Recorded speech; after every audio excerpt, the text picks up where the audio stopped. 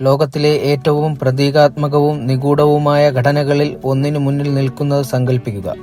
പുരാതന ചാതുര്യത്തിന്റെയും ശക്തിയുടെയും പ്രതീകമായ പിരമിഡ്. എന്നാൽ പിരമിഡുകൾ എന്തൊക്കെയാണ്? അവ എവിടെ നിന്നാണ് വന്നത്? അവ എങ്ങനെ നിർമ്മിക്കപ്പെട്ടു? ഇന്ന് ഈ സ്മാരക ഘടനകൾക്ക് പിന്നിലെ രഹസ്യങ്ങളും അവ സൃഷ്ടിച്ച നാഗരികതകളും നമുക്ക് നോക്കാം. ഭൂഖണ്ഡങ്ങളിലും നൂറ്റാണ്ടുകളിലും വ്യാപിച്ചു കിടക്കുന്ന കാലാതീതമായ ഘടനകളാണ് പിരമിഡുകൾ. ഈജിപ്ത് മുതൽ മെക്സിക്കോ വരെ ഈ പുരാതന അത്ഭുതങ്ങൾ കാലത്തിന്റെ പരീക്ഷണത്തെ അതിജീവിച്ചു ചിത്രകാരന്മാരെയും വാസ്തുശില്പികളെയും ഒരുപോലെ ആകർഷിക്കുന്നു. എന്നാൽ അവ സമാനമായ ആകൃതി പങ്കിടുന്നുണ്ടെങ്കിലും അവയുടെ അർത്ഥങ്ങളും ഉദ്ദേശങ്ങളും വ്യത്യസ്തമാണ്. പുരാതന ഈജിപ്തിൽ പിരമിഡുകൾ വെറും കെട്ടിടങ്ങളായിരുന്നില്ല. ഫറവോമാരെ മരണാനന്തര ജീവിതത്തിലേക്ക് ഉയർത്താൻ സഹായിക്കുന്നതിനായി രൂപകൽപ്പന ചെയ്ത ശവകുടീരങ്ങളായിരുന്നു അവ. ഏറ്റവും പ്രശസ്തമായ ഗസയിലെ ഗ്രേറ്റ് പിരമിഡ് ഫറവോ ആയ ഫുക്രുവിനു വേണ്ടിയാണ് നിർമ്മിച്ചത്.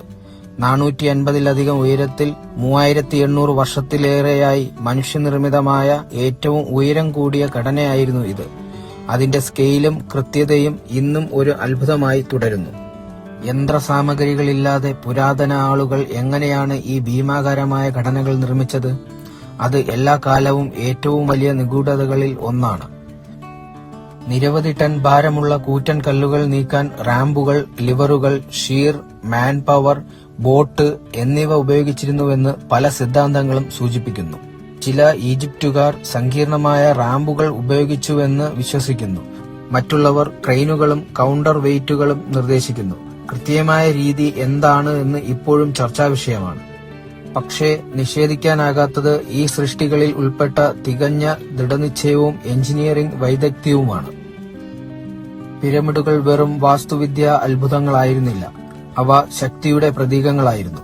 ഈജിപ്തിൽ മരണാനന്തര ജീവിതത്തിലേക്കുള്ള അവരുടെ യാത്ര ഈ സ്മാരക ഘടനകളെ ആശ്രയിച്ചിരിക്കുന്നുവെന്ന് വിശ്വസിച്ചിരുന്ന ഫറവോമാരുടെ നിത്യവിശ്രമ സ്ഥലങ്ങളായാണ് അവ നിർമ്മിച്ചത്.